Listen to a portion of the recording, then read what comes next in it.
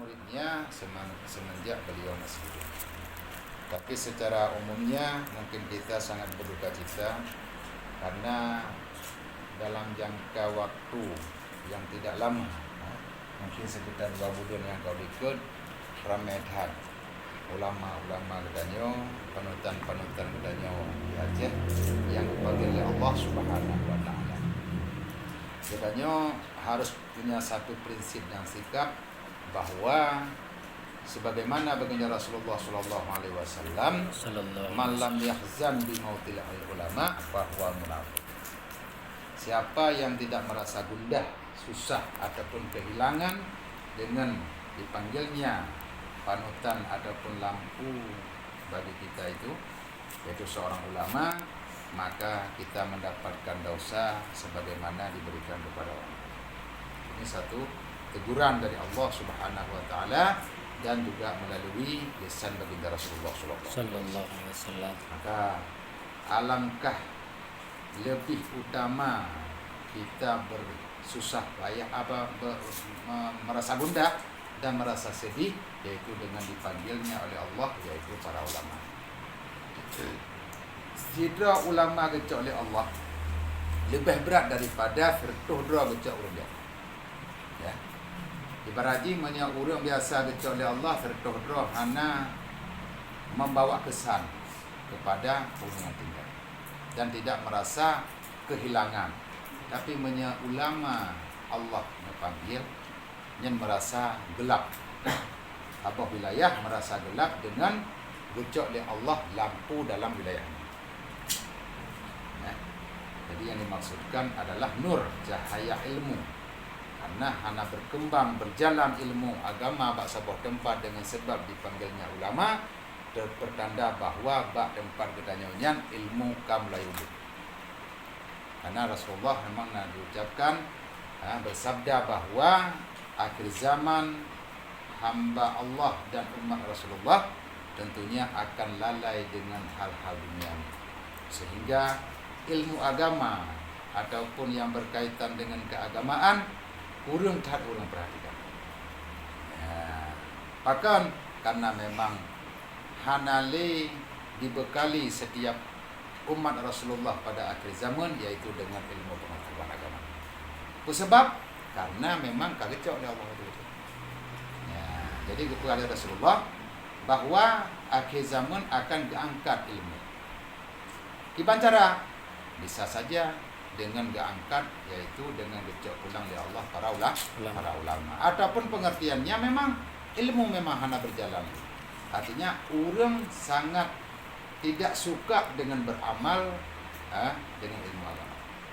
Maka dalam halnya mungkin katanya harus menjadi satu perhatian dan prinsip untuk katanya selalu menimba ilmu agama selama katanya mantan urang. Selama katanya mantan lampu bahasa dino, walaupun pat mantang yang nak merasa cahayanya nampak, katanya dah usahakan untuk bisa laluangkan waktu dari itu. Ini yang maksudnya katanya dalam sebuah majelis tentunya harus benar-benar yakin katanya dalam minta ilmu. Karena ketentuannya orang yakin mantang minta ilmu kalau nanti menumpuk lagi yang maksud. Apalagi menyangkutnya hana yakin. Bila katanya kurang syarat-syarat katanya minta ilmu, yang hana pun harap katanya bisa terpahami ataupun memiliki ilmu agama. Maka sebagaimana katanya madumi, kewajiban katanya untuk memiliki leheboh macam ilmu. Yang pertama, tauhid, tasawuf dan fikih, nyo harus betul-betul katanya betul bak tujuan. Maksudnya apa? Menyembah surah. Katanya tamita ilmu yang berkaitan dengan fikih. Berjitlah katanya tak ibadah bersempurna ibadah katanya, yaitu pu yang kagak wajib Allah. Yang pertama sembahyang, yang kedua puasa, kemudian zakat dan segala macam. Kemudian yang terakhir yaitu bagian haji. Karena sabah yang wajib betul pada tujuan. Ilmu sembahyang berjit ke ilmu sembahyang.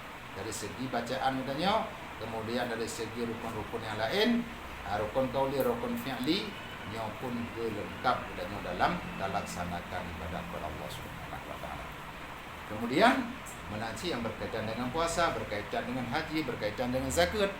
itu adalah semua ilmu hal. Katanya begitu akan datang dalam masalahnya harus mantap katanya dengan ilmu yang berkaitan dengan hal. Haji tak kurang. Karena kita sadari dia katanya dalam kehidupan punya ibadah katanya tanpa ilmu maka haba amasuk. Artinya jadilah amal katanya bagaikan debu yang ada di jalanan yang berhamburan. Apa ya, walaupun jahat apa ya, tapi kurang manfaat. Ya, jadi tidak bermanfaat. Ya, katanya usahakan ilmu yang diberi oleh Allah yang bersinggah kepada katanya, ubawi mampu katanya tak pahami, nya betul-betul ilmunya kita pergunakan, kita manfaatkan tempat yang dianjurkan oleh Allah Subhanahu wa taala. Hadirin yang dirahmati oleh Allah, dalam sebuah hadis Rasulullah sallallahu alaihi wasallam bersabda, An Abi Hurairah radhiyallahu anna Rasulullah sallallahu alaihi wasallam annahu qala man kana yu'min billahi wal yawmil akhir falyakul khairan aw liyasmut wa man kana yu'min billahi wal yawmil akhir falyukrim jarah wa man kana yu'min billahi wal yawmil akhir falyukrim dhaifa. Rawahul Bukhari wa Muslim. Rasulullah mengatakan sebuah hadis daripada Abi Hurairah, man kana yu'min billahi wal yawmil akhir falyakul khairan. Siapa saja yang beriman kepada Allah dan hari akhirat, maka hendak dia mengatakan yang baik. Auliasmu ataupun dia. Jadi enggak ada pada posisi cuma. Dua macam. Punya pegah yang god, punya hana pegah yang god, berarti petanda apa?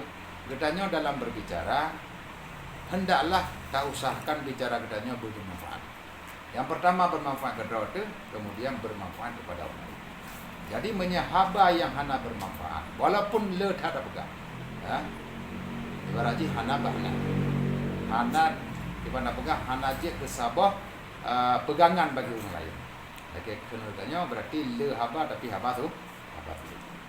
Wa man kana yu'min billah wal yawmil akhir falyukrim jarah. Jadi ini disebutkan di Rasulullah, man kana yu'min billah, orang yang beriman kepada Allah dan beriman kepada orang akhirat. Ya, padahal kailan beribu? 6. Ya. Tapi yang disebut ini yu'min billah wal yawmil akhir. Orang yang beriman kepada Allah dan juga beriman kepada hari akhirat. Maka dua macam yang disebut memangnya yang utama. Iman kitanya yang pertama kepada Allah. Ya. Yang kedua, tujuan kitanya yang akhir adalah akhirat. Ketika kitanya tak beriman kepada akhirat. Karenanya adalah nanggro tujuan akhir daripada kehidupan. Jadi katanya walaupun jina mantang tajak-ajak lambung Allah, katanya bukanlah tujuan utama yang kita minta, dan kebahagiaan ini bukan kebahagiaan yang abadi, tapi yang perlu kita minta adalah akhirat. Nah, maka dunia mazra'atul akhirah, dunianya jadikanlah sebagai mazra'ah. Tempat katanya tak pula padi, tempat katanya tak pula tepi, tempat katanya tak pula jagung. Nyoke ibarat dunia katanya. Berarti kan perlu katanya tak habis dalam dunia. Yang kedua adalah untuk katanya kebahagiaan di akhirat. Maka kebahagiaan di akhirat han mungkin kena tercapai hana tarompok ridha Allah Subhanahu wa taala. Maka salah satu untuk minta ridha Allah sebagaimana kepada Rasulullah, falyukrim jarah. Muliakan jiran, muliakan kerabat, tetangga. Maka tetangga katanya adalah pat mantang dia tinggal yang menjadi tetangga sangat bermakna. Hana orang lain yang kalau katanya di saat katanya nafabah hujan Allah kecuali tetangga yang lain. Ya.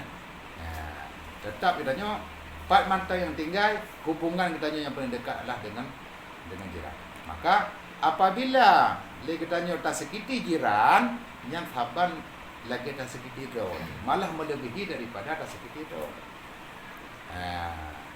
Memang dalam hubungan kemanusiaan, yaitu jiran adalah termasuk yang paling dekat pada saat katanya tinggal berasa berempat.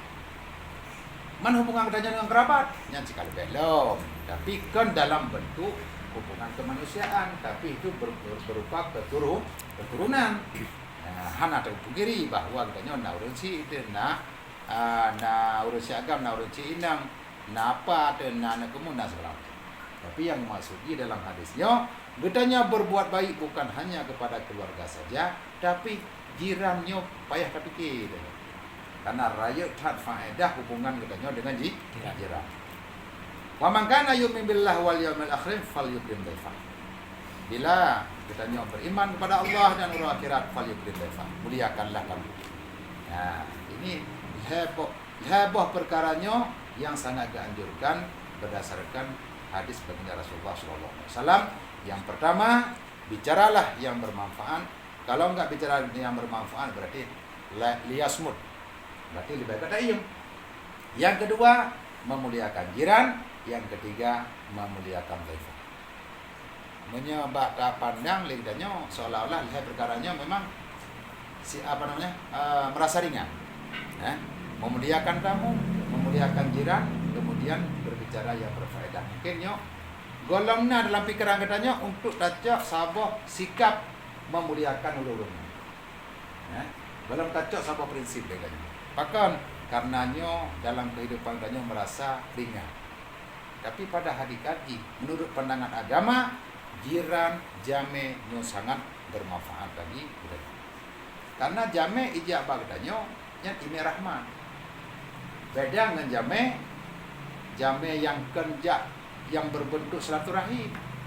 Yang benar begah jame yang jak katanya bersilaturahim. Lagi contoh katanya jak baru raya. Ya. Jame waktu berangkat ke Sabah rumah yang jame tenten ada tujuan. Tujuan silaturahim. Bahkan karenanya perintah Allah. Maka udah tajak baru mau katanya benar niat dalam hati untuk bersilaturahim. Jadi baru menumpuk pahala. Ya, karena ini sebuah perintah sunnah. Maka macamnya mungkin katanya perlu terjaga hubungan katanya dengan jiran, hubungan katanya dengan dhaifah di saat dhaifah adapun jame datang ke rumah katanya menancip katanya dalam kehidupan berbicaralah yang bermanfaat dan yang bermakna. Memang hanale tak pegah haba yang bermakna didaga katanya dah karena memang tujuan daripada hadis baginda Rasulullah SAW yang disebutkan oleh Abi Hurairah radhiyallahu anhu.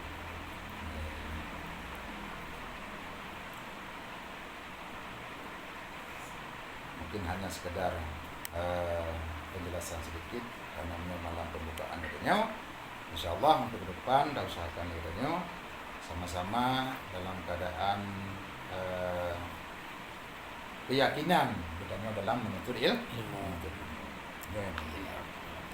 Jadi waktu yang kalah ditentukan tentunya kita jaga karena menghargai dua tu. Yang lagi urang hanan tinggal ke malam Jumat malam satu kelebihan. Malam raya tak falai pada. Sehingga karena hanan tinggal ke malam Jumat kata sia-siakan malam Jumat, lewat malam Jumat lagi lewat malam Minggu. Nah, sebab malah lebih berat terfikir untuk juga malam-malam lain sabab kegiatan. Maka di saat kita nak ingat kemuliaan mbak malam pengajian, malam Jumat ada pun malam lain, yang penting dalam pikiran kita hampir dah lewatkan. Apalagi kita tak sadari ini adalah sesuatu kewajiban yang mesti harus dilaksanakan ataupun harus kita